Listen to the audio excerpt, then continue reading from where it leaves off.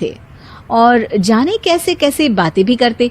इसीलिए सासू माँ ने तीनों बहुओं को तुरंत अपने कमरे में बुलाया।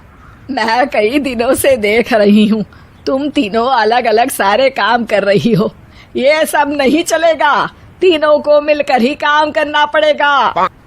सास की बात सुनकर एकदम से बड़ी बहू बोल उठती है।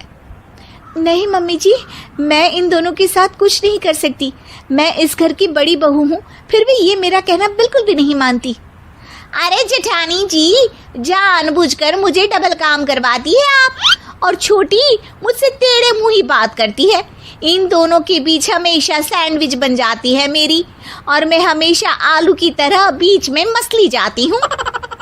मम्मी जी, इन दोनों को लगता है कि मैं छोटी हूँ तो इनके पैरों तले दब जाऊंगी, लेकिन नहीं, मेरा भी उतना ही अधिकार है जितना इन दोनों का है।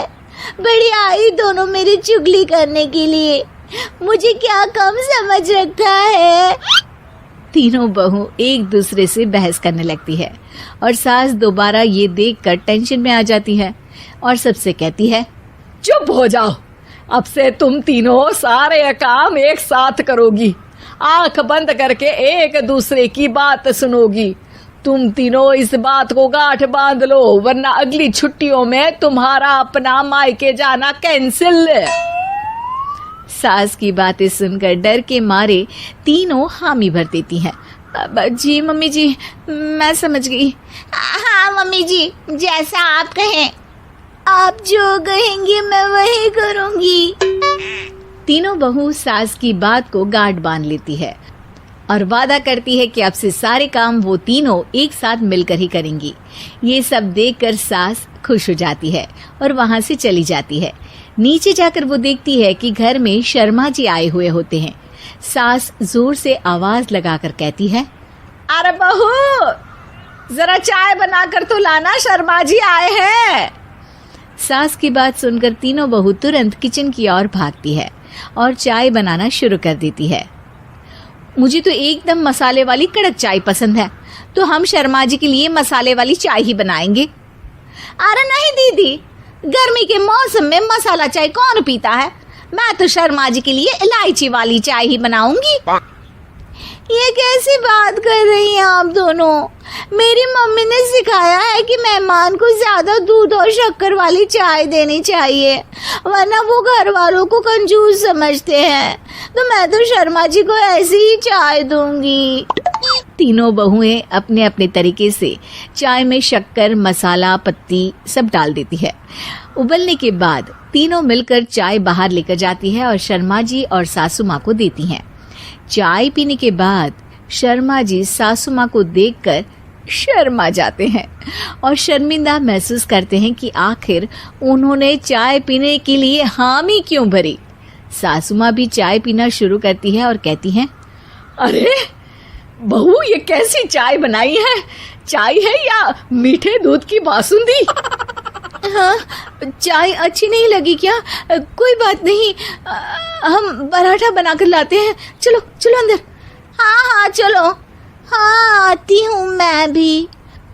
नहीं नहीं, मेरा पेट चाय ने ही चौपट कर दिया, वही काफी है। पराठे से पोपट नहीं करवाना, मैं तो चलता हूँ। शर्मा जी चुपचाप पतली गली से निकल जाते हैं। अगले दिन सास बहुओं से कहती है, अरे बहू, जाओ जाके ऊपर के गेस्ट हाउस की सफाई कर दो। कल हमारे यहाँ मेरे दूर के रिश्तेदार आने वाले हैं, तो पूरे कमरे को चमका देना, समझी? तीनों बहू सास की बात को मानकर ऊपर सफाई करने चली जाती हैं और तीनों कमरे की सफाई चालू कर देती है। बड़ी बहू मकड़ी के जाले साफ करती है, तो बीच वाली झाड़ू लगाना और छोटी वाली सर्फ डालकर जमीन धोना शुरू कर देती है।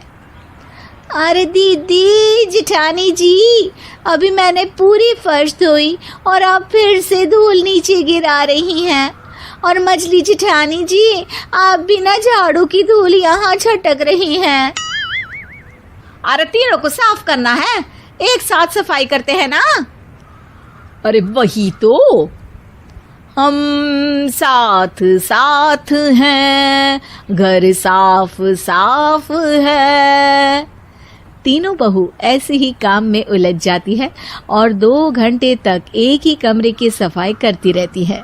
बहुत देर से अपनी बहुओं को ना देखने के कारण सास ऊपर कमरे में उन्हें देखने जाती है, लेकिन कमरे में घुसती ही वो गीली फर्श पर फिसलने के कारण नीचे गिर जाती है।